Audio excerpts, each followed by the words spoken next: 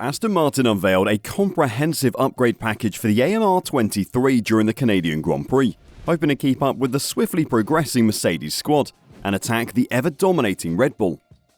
But there was a lot more to the updates than first appeared, especially because the team was tight-lipped about the changes it had made in the official car presentation submission form before the action began. To be honest, this is standard stuff, since all teams have become accustomed to generalizing the improvements made to their cars at each Grand Prix over time. But are these changes the real deal?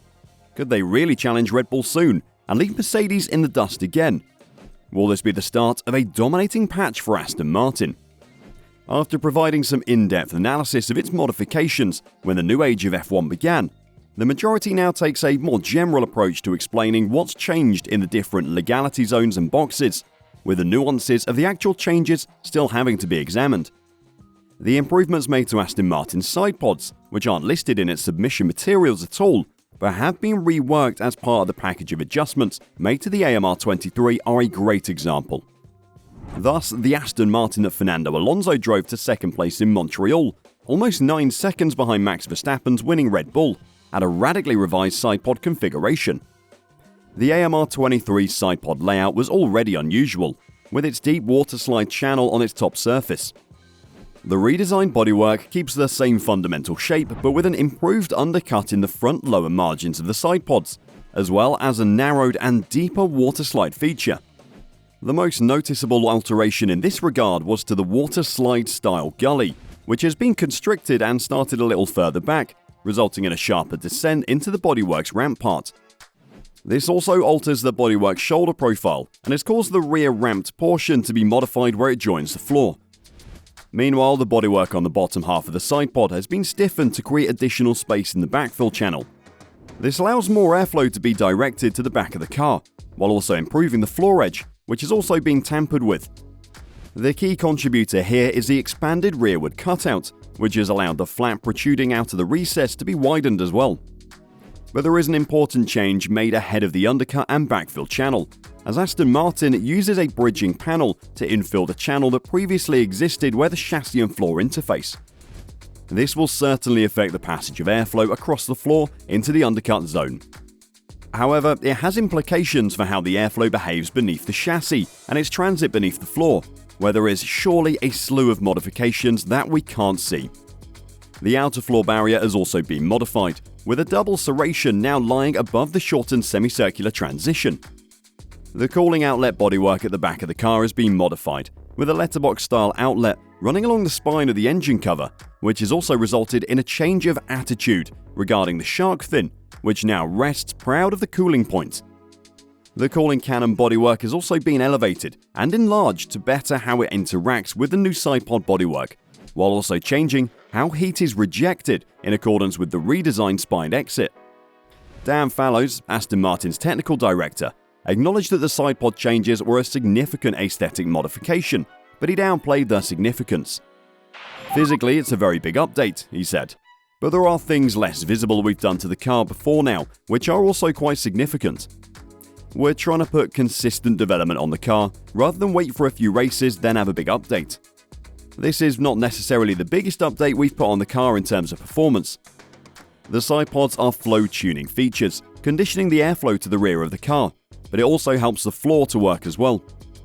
The philosophy we've adopted, which we're seeing being adopted across the grid, is something which helps this concept of floor to work as well.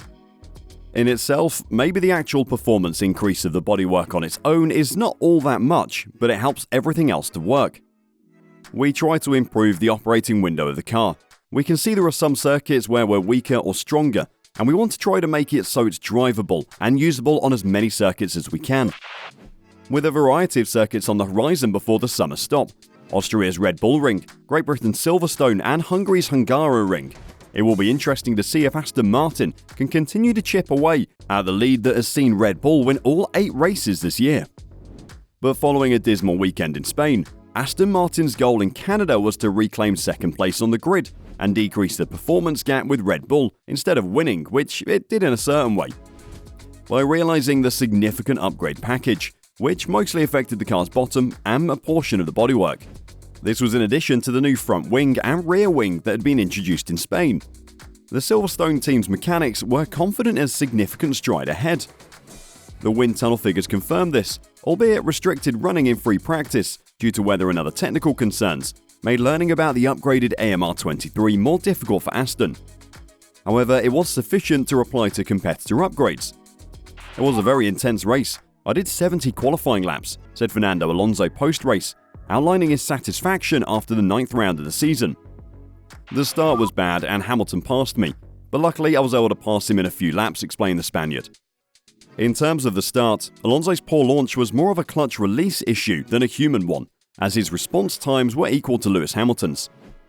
While the AMR23 showed its real ability in the first half of the race, but the Silverstone team suspected an issue with the fuel supply system after 2/3 of the race.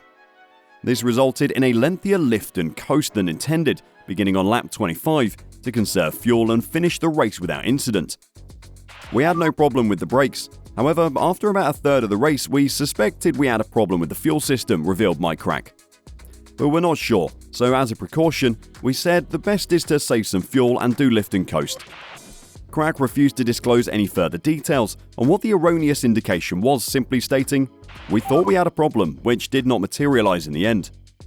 By needlessly lifting and coasting, Alonso left lap time on the table, but Aston didn't want to take any risk of losing the Spaniard's 6th podium of the season. How much it cost us? It's difficult to judge. A few tenths probably, 1 or 2 maybe, said Crack. It was a precautionary thing, but you choose between not finishing or arriving with a bit more fuel, so we wanted to be safe. And despite a lot of lift and coast, the pace was still excellent, concluded the team principal. As a result, the real pace of the AMR23 was not visible for most of the race. There was potentially enough speed to get closer to Red Bull, and comfortably ahead of Mercedes and Ferrari. I don't think we've ever been as competitive this year as we are today. In terms of pace, we were on par with the Red Bulls, said Fernando Alonso at the end of the race. Given that Aston Martin's problem cost them between 1 and 2 tenths of a second per lap, a figure that was likely closer to 2 tenths by the end of the race, Alonso's judgment appears reasonable. Mike Crack, on the other hand, has a small disagreement with his driver's evaluation. "I think we could have gone a little faster, but I don't think it would have been enough to be at Red Bull's level," stated the Luxembourg engineer. The Aston Martin race did not even employ the optimal 2-stop strategy, i.e. 2 stints on the medium and 1 on the hard, as Red Bull and Mercedes did. The medium tyre was without a doubt the greatest race tyre. Aston Martin, on the other hand, had taken the safer option to maintain 2 sets of hard tyres for Sunday's race. We did not have any more medium tyres. You have to decide before qualifying which tyres you want to keep, and with just an hour and a half of free practice on Friday, it was a leap in the dark, but I'm happy with the decision, Alonso said after the race. In fact, unlike some of the other cars, the hard compound did not impede his AMR23 speed. However, in the race's last segment, this may have been a disadvantage. On the plus side, the medium load package performed admirably, in contrast to the high load package, which caused several issues with the Spanish AMR23. According to the research, Aston had some instability issues in the high-speed turns, which were clearly not highlighted at Monte Carlo due to the lack of such corners. Even setup changes in terms of ground clearance have not totally fixed the Spanish problem.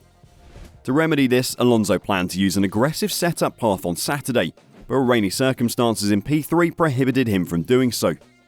This region must be addressed before the next Grand Prix next week, where Aston Martin will undoubtedly need to identify countermeasures.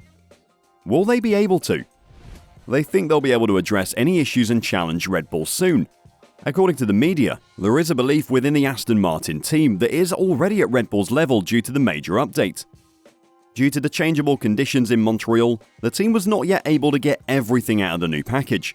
Fernando Alonso confirmed, "We will be able to optimize the package for Spielberg and Silverstone onwards." Are you seeing Aston Martin as a serious contender for race wins in the upcoming races? Don't forget that Red Bull might have some updates ready to go if anyone comes close to their performance. It will be interesting to see, certainly now that Mercedes has joined the mix as well. And what about Ferrari? They look like a real threat during the Canadian GP, so who knows?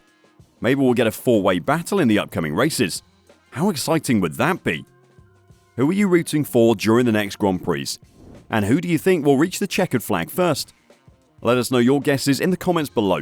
Thanks for watching today's video on Aston Martin's big upgrades, and we'll see you in the next video.